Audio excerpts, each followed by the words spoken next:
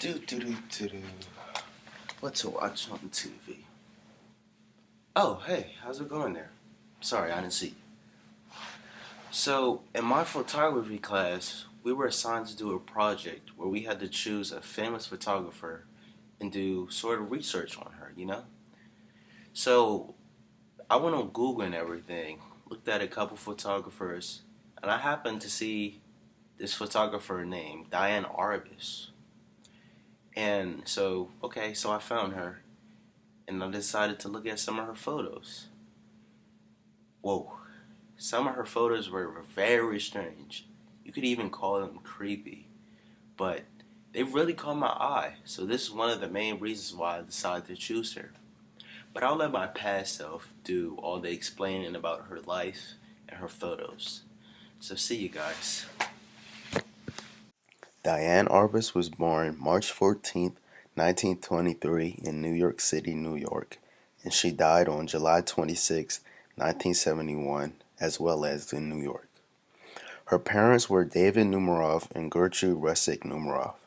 Diane had two siblings, an older brother named Howard, who became a professor of English at Washington University later in life, and a sister named Renee Sparkio, who became a designer and sculptor later in life.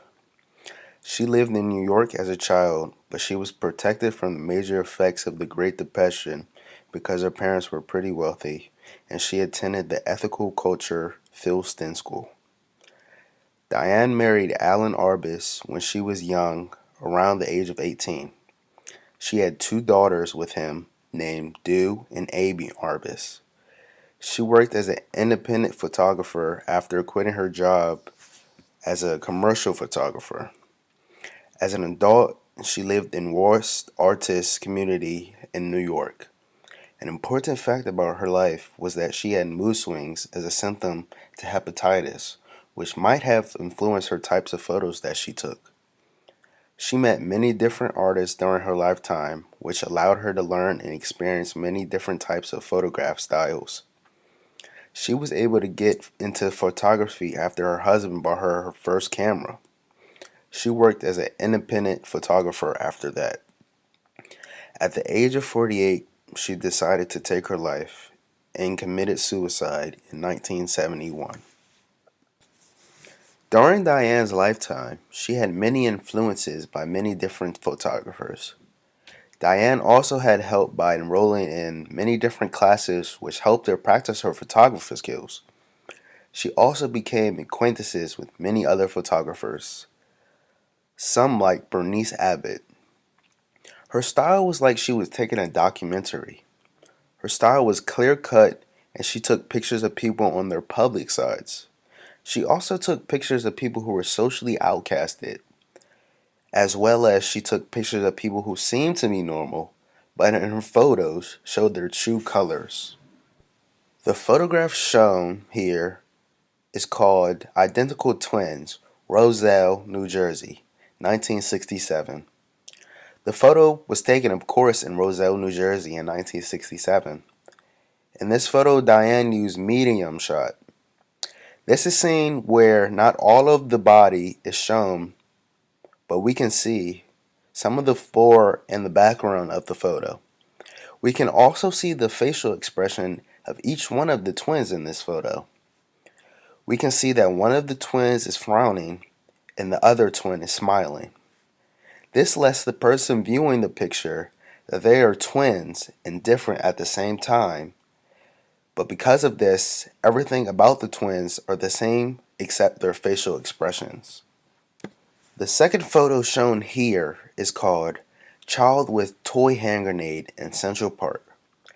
Diane took this photo in Central Park, New York City. It was taken in 1962 and the element being used is long shot.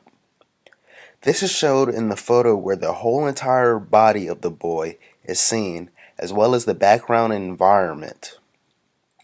Long shot was used so the grenade is seen easily by the viewer. You can also see how the boy's overall strap is hanging off his shoulder slightly on his left side. The boy seems to have a mygrofacial expression and this conveys her style by having the boy have an airy type of face in the photo. After looking back at Diane Arbus's life, it is said that she has had a big influence on the way photos are taken today in the modern age. This is due to her airy style of taking pictures. She believed her photos showed a part of society that people looked over. She believed that there were things that people would have never seen if she had never decided to capture these photos. Many people praised her art, but many people called her artwork repulsive. Susan Sontag wrote that Arbus's work shows people who are pathetic, pitiable, and also repulsive, but does not arouse any compassionate feelings for them.